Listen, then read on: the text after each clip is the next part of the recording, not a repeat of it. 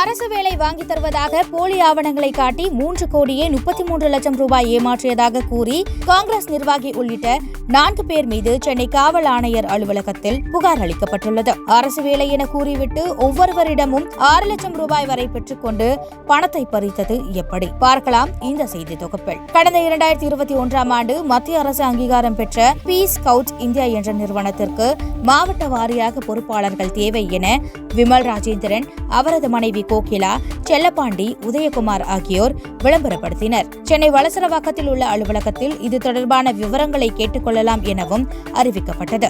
இதனை நம்பி தஞ்சாவூரைச் சேர்ந்த கணேசன் உள்ளிட்ட 10க்கும் மேற்பட்டோர் அவர்களை அணுகிய போது வேலைக்கு பணம் தர வேண்டும் என வலியுறுத்தப்பட்டுள்ளது. மத்திய அரசு அங்கீகாரம் பெற்ற நிறுவனம் என நம்பி கணேசன் 6 லட்சம் ரூபாய் கொடுத்ததாக தெரிகிறது. இது மட்டுமல்லாமல் காவல்துறை, பொதுப்பணித்துறை, இந்து சமய அறநிலையத்துறை ஆகியவற்றில் வேலை வாங்கி தருவதாகவும் கூறி 63 பேரிடம் 3 கோடியே 33 லட்சத்து 75,000 ரூபாயை விமல் ராஜேந்திரன் தரப்பினர் பெற்றுக் கொண்டதாக கூறப்படுகிறது. வேலைக்கு எடுத்துக் கொண்டோரை வைத்தே அடுத்தடுத்த ஆட்களை பணியில் சேர்த்து பணத்தை பெற்றுக் கொண்டதாகவும் குற்றச்சாட்டு எழுந்துள்ளது. ஆனால் வேலைக்கு சேர்ந்த பின்னரே அது தனியார் நிறுவனம் என கணேஷ் தரப்பினருக்கு தெரிய வரவே இது தொடர்பாக கேட்டபோது உரிய பதிலளிக்கப்படவில்லை என புகார் எழுந்துள்ளது. போலி நியமன ஆணைகளை வழங்கியதும் அப்போது தெரியவந்தது. இதனைத் தொடர்ந்து குற்றச்சாட்டு தொடர்பாக கணேஷ் உட்பட 10 பேர் தரப்பில் சென்னை காவல் ஆணையர் அலுவலகத்தில் புகார் அளிக்கப்பட்டுள்ளது.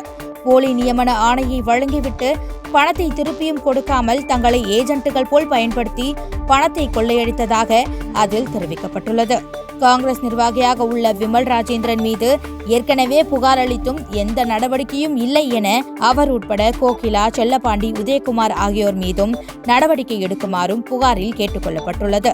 அரசு வேலை வாங்கி தருவதாக கூறி போலி பணி நியமன ஆணைகளை வழங்கி கோடிக்கணக்கில் பணத்தை ஏமாற்றிய சம்பவம் பெரும் பரபரப்பை ஏற்படுத்தியுள்ளது.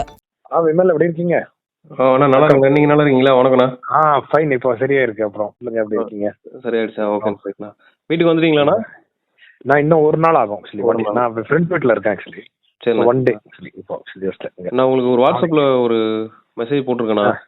அது எதுனா நம்ம காஞ்சிபுரத்துல அறநிலையத்துறையில OA ஜாப்.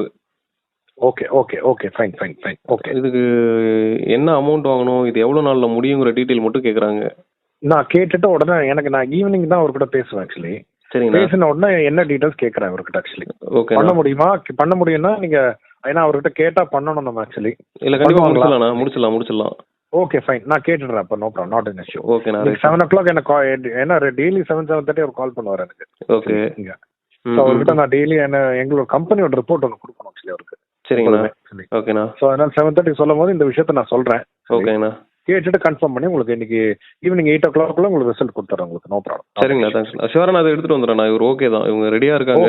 பேமெண்ட் மட்டும் விஷயம், அப்புறம் என்ன டியூரேஷன் தேவைப்படுதுங்கிறது வேற ஒன்றும் இல்லை. கேட்டுடுறேன். ஓகே, ஓகேண்ணா. தேங்க்யூ.